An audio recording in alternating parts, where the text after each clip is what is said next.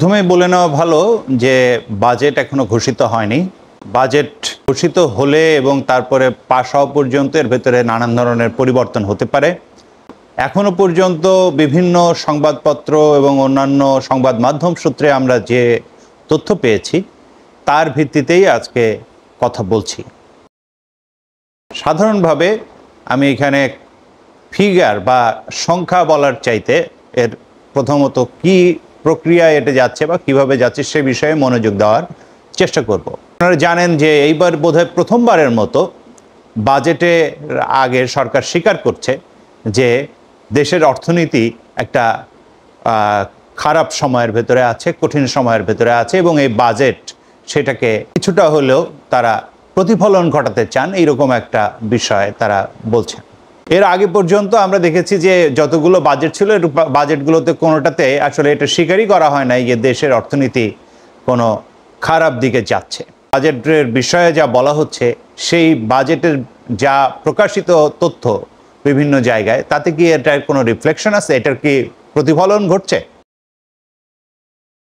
আমরা দেখব যে সরকারের ঘোষিত নীতি হচ্ছে যে সামনে যে অর্থনৈতিক সংকট আছে সেটাকে সামাল দেওয়া, মূল্যস্ফীতি আছে, এই মূল্যস্ফীতির হ্রাস টেনে ধরা।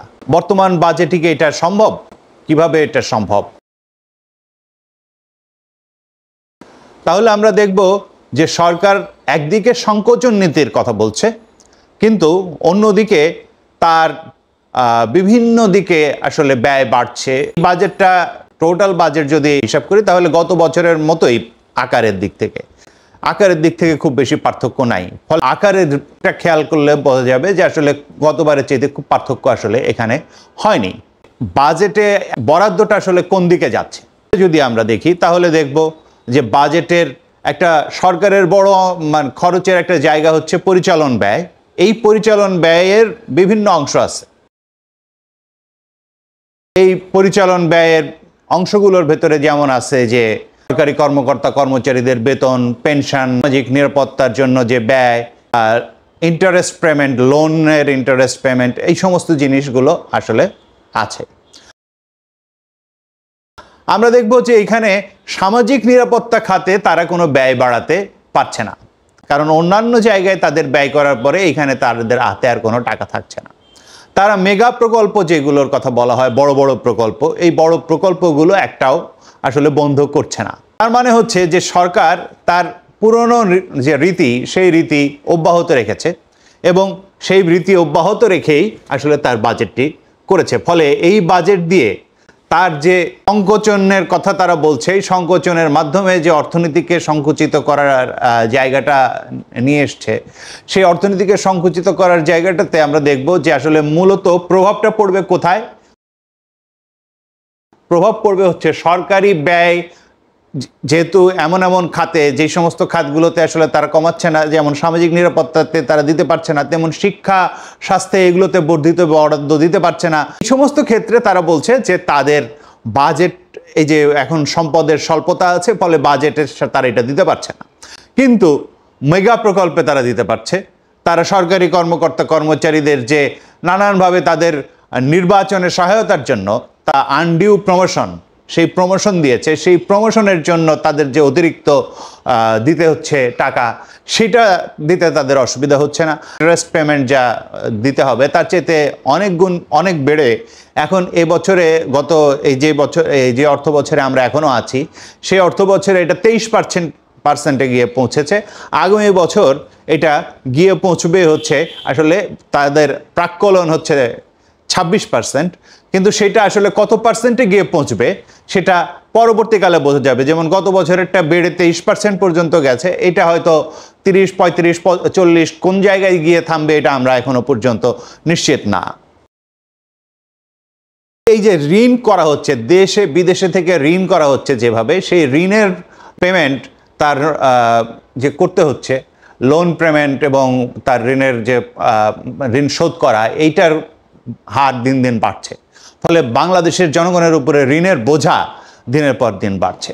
তারপরে দেখেন যে সরকার এই ঋণ করাটা যে কিভাবে অব্যাহত রাখবে, সেটায় দেখলাম যে জুন মাসে তারা ৬২,০০০ কোটি টাকা ঋণ করার একটা পরিকল্পনা নিয়েছে। তার মানে হচ্ছে যে সরকার যদি এই পরিমাণে ঋণ করে তাহলে আসলে আমাদের আসলে পরিস্থিতিটা কি দাঁড়ায়? অর্থনীতির পরিস্থিতিটা এটাই দাঁড়ায় যে ক্ষুদ্র এবং মাঝারি উদ্যোক্তা যারা বিশেষত তারা ঋণ পারেন না। বড়দের তেমন কোনো অসুবিধা হয় না, কিন্তু ক্ষুদ্র এবং মাঝারি উদ্যোক্তারা ঋণ পান না, এবং এই ঋণ না পাওয়ার ফলাফল অর্থনীতিতে একটা বিরাট প্রভাব সৃষ্টি করে। কারণ এই ক্ষুদ্র এবং মাঝারি উদ্যোক্তারা অনেক কর্মসংস্থান তৈরি করেন, ফলে এই কর্মসংস্থানের একটা বিরাট ক্ষয় এটার ভিতর দিয়ে ঘটে। অন্যদিকে আপনারা দেখবেন যে তাদের এমনকি ঋণপত্র খুলতেও নানা ধরনের অসুবিধা পোহাতে হয়। অনেকে ঋণপত্র খুলতেই পারছেন না, এরকম একটা জায়গা এই সংকোচন নীতির ফলে এই ঘটনাটা ঘটছে। গিয়ে পড়ছে হচ্ছে এই ক্ষুদ্র এবং মাঝারি উদ্যোক্তাদের উপরে। তারা ঋণ পাচ্ছেন না, ঋণপত্র খুলতে পারছেন না, এই জায়গাটাতে পড়ছে, এবং এটা কর্মসংস্থানের উপরে একটা বিপুল প্রভাব রাখছে। বাংলাদেশে সাধারণভাবে বেসরকারি বিনিয়োগ কমছে। একটা অর্থনীতি বলা হয় অর্থনীতির নাকি নানান উন্নতি হচ্ছে, তাহলে বেসরকারি বিনিয়োগ কিভাবে কমে? এটা নিশ্চয়ই প্রশ্ন যে কোনো বিচারে, এবং এইটা বাংলাদেশে একটা খুবই ভয়াবহ আকার নিয়েছে।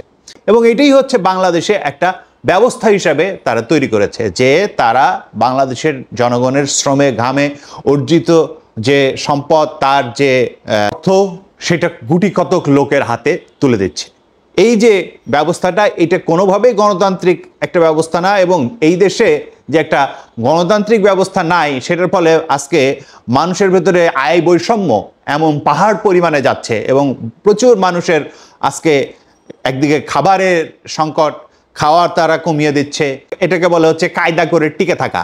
সেই কায়দা করে টিকে থাকার জায়গায় মানুষ চলে যাচ্ছে, আর সরকার নানান ধরনের ঋণ করে তাদের বাহাদুরি দেখাচ্ছে, আমরা এই উন্নয়ন করলাম, সেই উন্নয়ন করলাম, এগুলোর বাহাদুরি দেখাচ্ছে, যেগুলোর আবার ঋণের যে সুদ সেইটা টানতে গিয়ে জনগণের প্রাণ আরও স্থগত হবে। বাংলাদেশের রিজার্ভের কি পরিস্থিতি এটা আমরা জানি, এবং এই পরিস্থিতি আরও খারাপ জায়গায় আসলে দিনের পর দিন চলে যাচ্ছে, এবং সামনে আসলে কোথায় গিয়ে ঠেকবে এটা আমরা বলতে পারি না। বাংলাদেশে যাদের ক্যাপাসিটি চার্জ দিতে হয় তাদেরকেও ডলারে পরিশোধ করতে হয়, অর্থাৎ দেশীয় কোম্পানিগুলোকেও ডলারে পরিশোধ করতে হয়। এই যে বিভিন্নভাবে বাংলাদেশের জনগণের উপরে যে বিরাট বোঝা চাপিয়ে দিচ্ছে, তারই একটা প্রকাশ আসলে আমরা এই বাজেটে দেখছি। বাজেট তার ঘোষিত লক্ষ্য আসলে কখনোই পূরণ করতে পারবে না।